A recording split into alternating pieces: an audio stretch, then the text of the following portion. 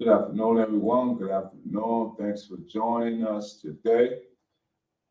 Bear with me as I log in our team meeting because we want to invite all those who like to participate in our group meetings.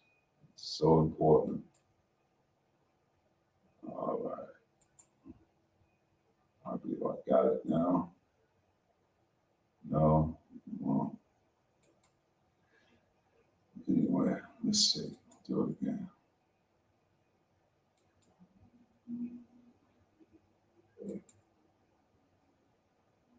There we go. There we are. There we are. Welcome back. Welcome back. Uh, Once again, my name is Craig. I have everything logged on. I am one of your recovery coaches here at Capital Recovery Center, and today we're going to be discussing Think All Recovery Meeting. This is a support group. Those who are in the community, you're more than welcome to stop by Capital Recovery Center and be a part of what we're doing here in the city of Bristol. And so we're going to get right into the article. And so allow me to place on the board of what we're going to be discussing. And that is, how do you stay motivated in addiction recovery? How do one stay motivated in addiction recovery? All right, and so this article is brought to us by forgingnewlives.com. You can go online and retrieve this article. And so, yeah. We have a guest, Bailey. How you doing, Bailey? And good to see that you're able to join us. And so, as you can see on the bottom of the screen, the topic is, how do we stay motivated in addiction recovery? This is our All Recovery support group. And welcome, welcome, welcome. And so let's get right into it. And once again, this article is brought to us by forgingnewlives.com. You can go online and retrieve this information. So the article goes on to say, it's often said that recovery from addiction is a marathon, not a sprint. As in a marathon, there are plenty of opportunities to give up in recovery, and the people who do well aren't necessarily the ones who come blasting off the start line, but the ones who keep themselves going when they feel totally exhausted. There is no easy trick to staying motivated, but some of the following strategies might help. Let's see what the article, some of the strategies are. And one of them are understanding that motivation is variable. All right. It says, first, understand that motivation is not some intrinsic quality and it's not something you can do equally well every day. Motivation is a skill, and sometimes you can do it well, and other times you can just have to be content to make it through the day. And so it's a battle, it's a journey, it's a task that we have to be up for. Some days we have good days, and that's everything with life. Some days we have good days, and some days we have bad days, right? And it says, the good news is that like any skill, the more you practice motivating yourself and creating the right conditions for motivation, the easier it gets. And so I'm a firm believer that anything that we put our heart and mind towards doing constructively and do it consistently and be persistent, I think we will have great results. All right. And so let's talk about another aspect of why being motivated in addiction recovery so important. So it says identify your core values. This is major. When I was in the therapeutic community, we went through what we call core belief system, and we had to be able to distinguish and differentiate one from the other. And so, therefore, what I mean by distinguish and differentiate values or core values, we had to be able to, we did a comparison. And so one was a negative comparison as opposed to a positive comparison. And we based that upon our core belief. And so for me, what I utilized, my positive core belief was the values that I learned as a young person in the household, in the community, all the good stuff, as opposed to the stuff that I learned when I was using drugs, alcohol, or doing bad behaviors. And so I began to weigh them. And so I chose to say, well, I'd rather deal with or identify the positive core values. And so that's what, let's see what the article says, not what I said. Let's see what the article says. It says, when you're trying to keep yourself motivated, it helps to have a clear vision of why you're doing what you're doing. Otherwise, you don't have much incentive to persist through tough times. While it may be hard to picture your perfect sober life, you can certainly identify some of your core values and how staying sober relates to those values. Excuse me while I take a drink of water, that is. So the article goes on to says, for example, many people decide to get sober when they realize what their drinking and drug use is doing to their family. All right? I'm going to read that again. It says, for example, many people decide to get sober when they realize what their drinking and drug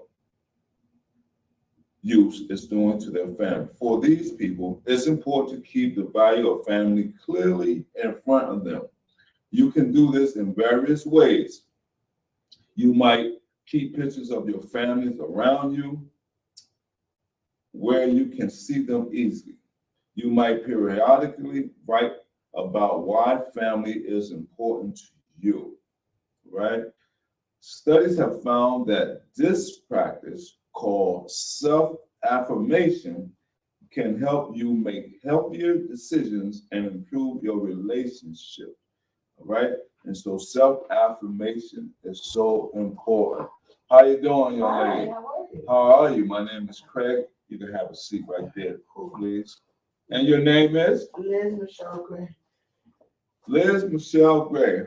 All right. Oh, okay. All right. Good. Good to see you. Good to see you. All right. And so we are reading this article on how do you stay motivated in addiction recovery. And we currently just went over understanding what motivation is valuable. Then we just went over identify your core values. Now we're to the point of create. Let me put that on the board on the screen for our viewers can see as well. Create good habits. And so as you can see, we have a few people. We have Kevin. Okay. It's part of what we do here. And we have a young lady by the name of Bailey. Hi, Kevin. Hi, Bailey. Right. And so they are part of this support group. And so glad to have you. Good, thank you. All right.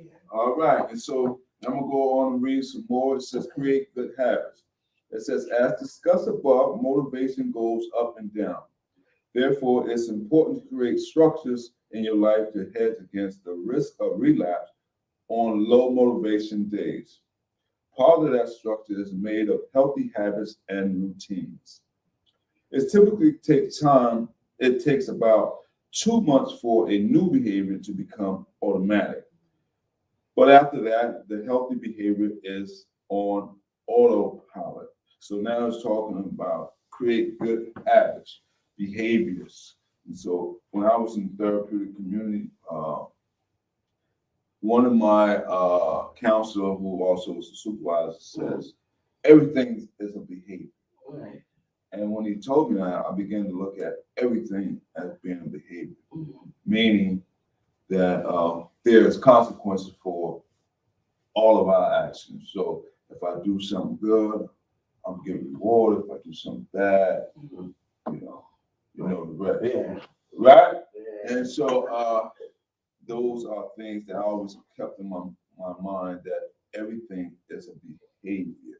And so I choose the positive or the good over the bad. Right. Let's go on and read it a little further. It says, this create good habits. This may be one reason people new to recovery are often advised to attend 90 12-step meetings in 90 days.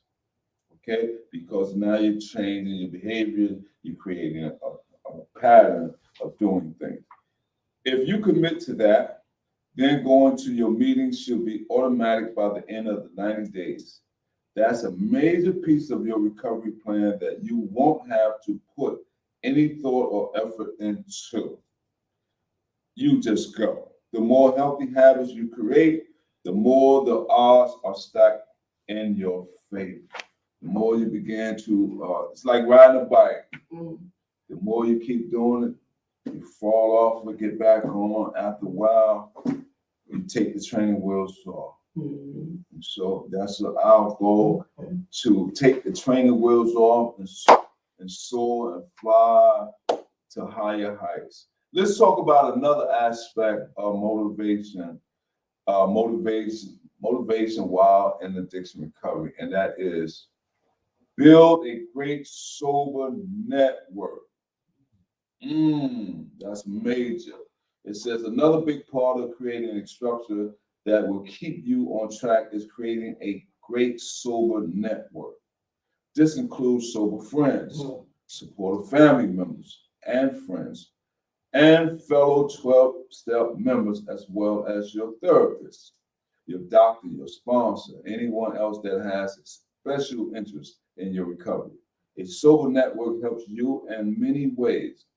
It can reduce stress because there are people who will listen without judgment and who can offer advice and support.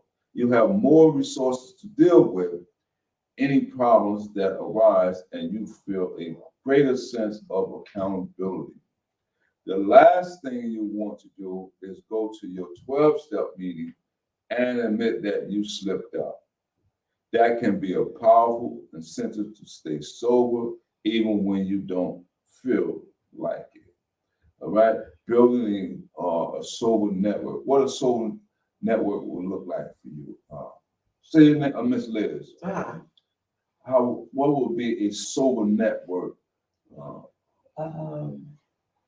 Sober network for me would definitely start with me not using, deciding not to use.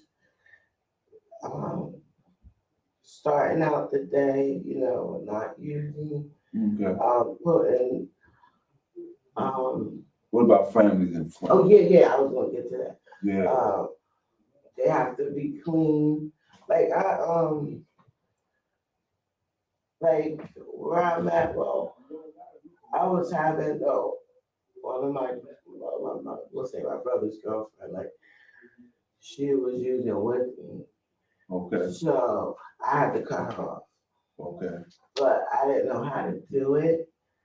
Right. So I told her I was making up things. So I said, I said, I gotta do this program in order for, my charges. And it's something really good that's happening to me because it's giving me a chance. Because I was using even more before I found out that even I was going to be given this chance. Okay. So when I found out, I said, I'm going to have to stop. So I said, if you don't want to stop, I can't tell you what to do. I said, but you can't do it around me. But then after she left. I didn't want to just kick her to the curb, but then again, I kind of slid her over there because I said, "Oh, the people might be coming to my house," and when you tell them that people are coming, and so they don't want to come over. You know what I'm saying? Yeah, they don't want to be involved in nothing. exactly. You know what I'm saying? Uh-huh. So then I did that. So then I started making up like, okay, they want me to do this, so I'm not going to be home, so I can't have nobody staying. Yeah. I was putting up blockers. Okay, that's understandable because a lot of times we don't have the courage. Yeah. So then after that, Uh-huh. after I did that, I saw that work. I started coming out more with the truth. I said, well, right now I really don't trust myself.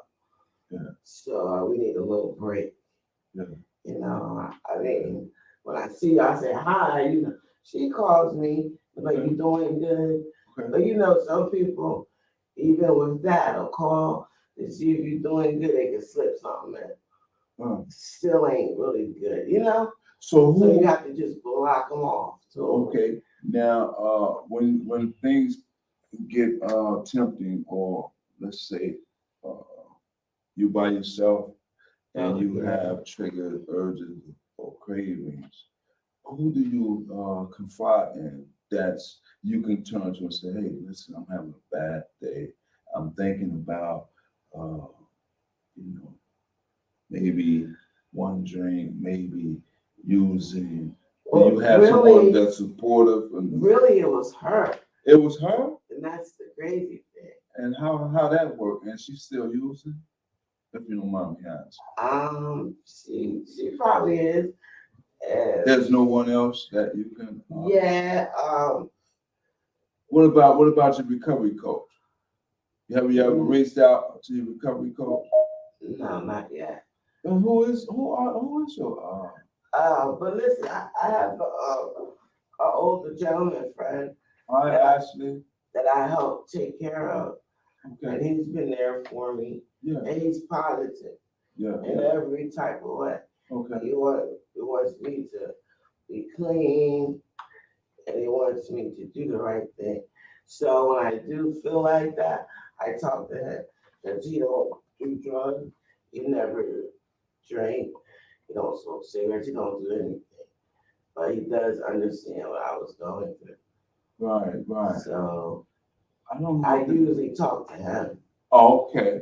And he reminds me of like a father figure. Yeah, like my downfalls, what I went through. He just reminds me of things. Yeah. And then I think about it, and he's right though. Okay, good. So you do have someone that you can talk to. Yeah, because my mom and dad, they don't understand. They just be like, how come you're old enough? How come you just can't get it right? Like, it's not that easy, Mom. Right. It takes time. And we were just talking about habits. Long as more you do it, positive thing or change your behavior, the greater success rate you will have. See, some people could just stop.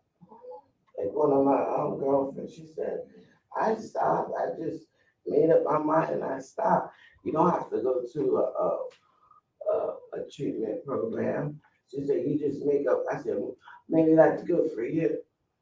But other people are not strong enough and don't have that mindset to do that. They need help. Yeah. I don't like that because you should want me.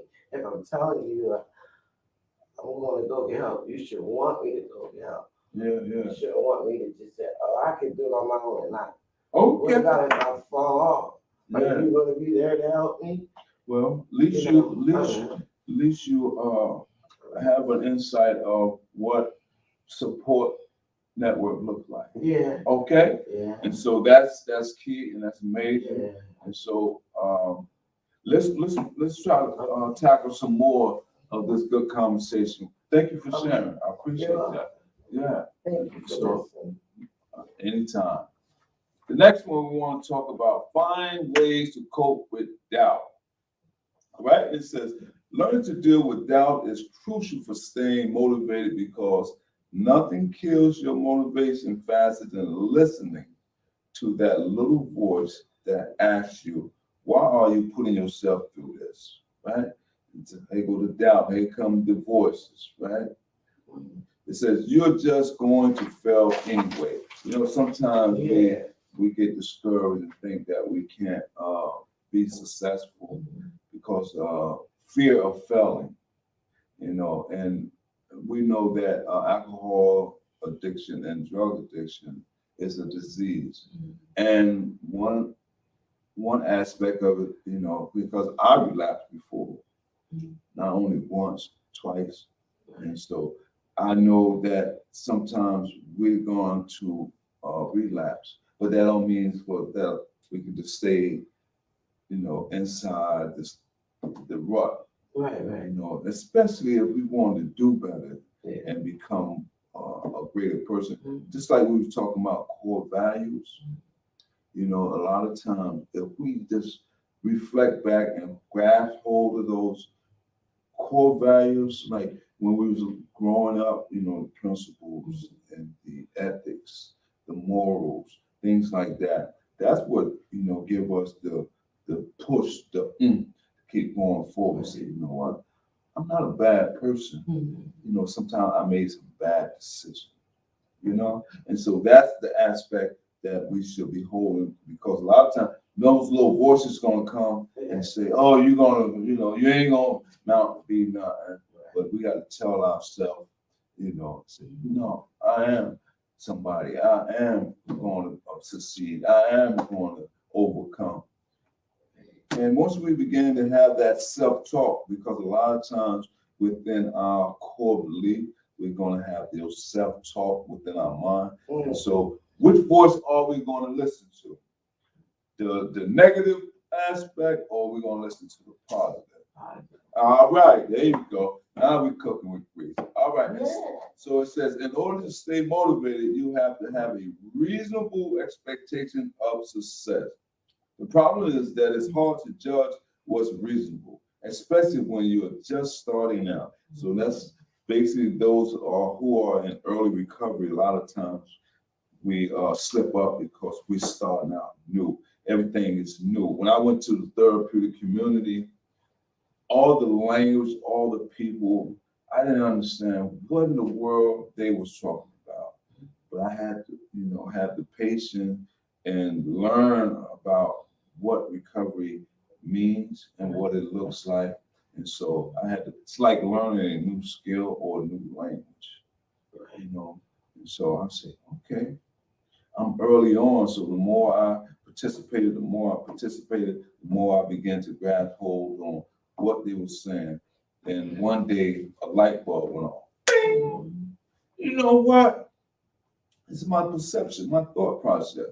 Once I began to change that, my outcome became much greater. Okay, the article goes on to say, we're still on find ways to cope with doubt. The other strategies described here can help you cope with doubt, right? Having a strong sober network is especially helpful since you'll meet people who have succeeded despite significant challenges. It's also important to learn ways to push back against irrational thoughts, right?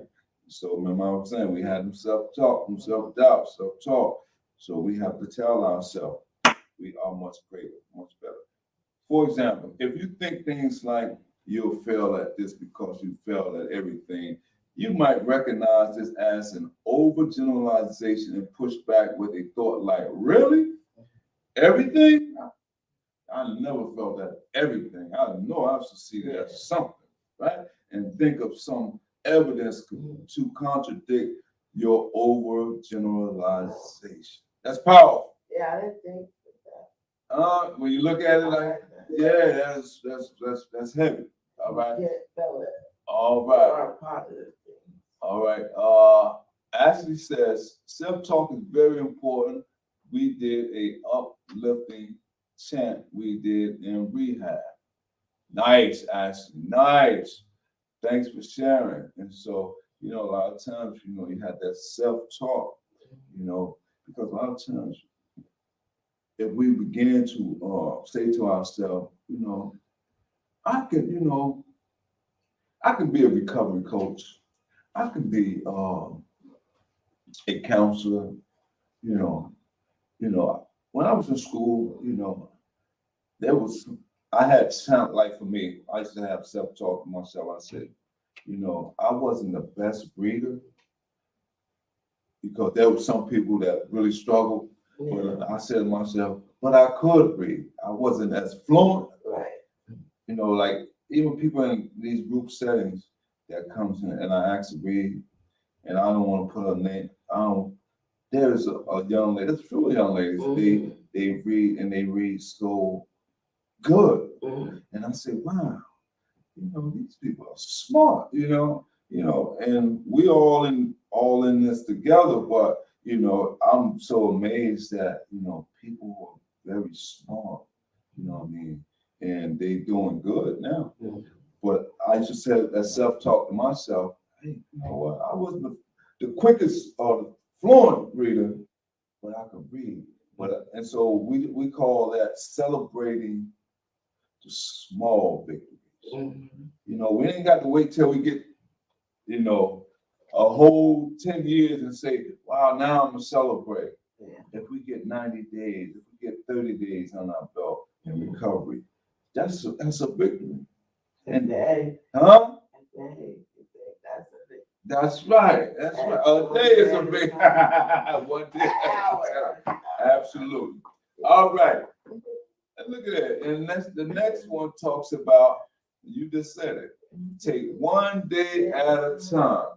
Right? So it says, this may sound cliche, but it's a cliche because it works. If you think that you have to motivate yourself to keep going forever, it will feel exhausting. However, if you only think that you have to make it through the day or even through the hour, that typically feels more meaningful, manageable. If you can act in the present moment, so if you can motivate yourself to not drink, to go to your meeting, to call your therapist, or whatever else you need to do right now, that's really all you have to worry about.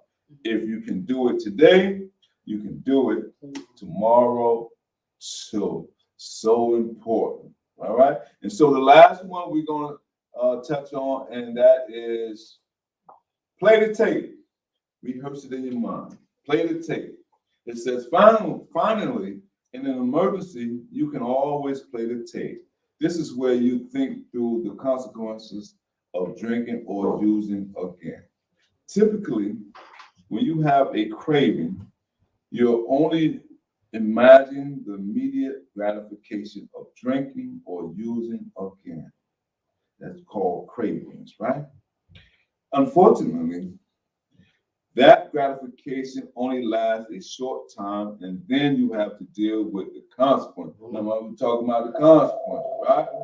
Of relapse. Instead of focusing on the relapse itself, think through the entire thing, the next hour, the next day, the next week, and so on. Imagine how you'll feel about relapsing after so much hard work. After so much hard work, right? How disappointed your family will be. How hard will it be to tell your 12-step group and so on? Think about how bad things were in active addiction when you finally decide to get help. Picturing all this clearly can make the momentary gratification of relapse seem small by comparison, right? And so now I used to tell people, and I still do, I say, you know, let's say I'm in recovery, right? And so now, let's say I got all these things. I got a car, I got a job, I got a house, I got a bank account, I got my family back together, right? And everything is going well on this hand. But it only takes one mistake or one drinking or one drug, I can lose everything, right? And so we have to always constantly play the tape. What's more important? My family, my job, house, all these things, is that little bottle of alcohol or that drug. Is it because we know that it's a mind altering substance. And a lot of times if we put that in our body and Right. now our thinking is not clear. Anything can happen. God forbid, right?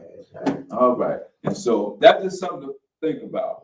All right. And so the last part of this article talks about, it says motivation is a single thing, but rather learning to select and use a range of self-appropriate, motivation is a single thing, but rather learning to select and use a range of skills appropriate to the situation. Identify your core values, right?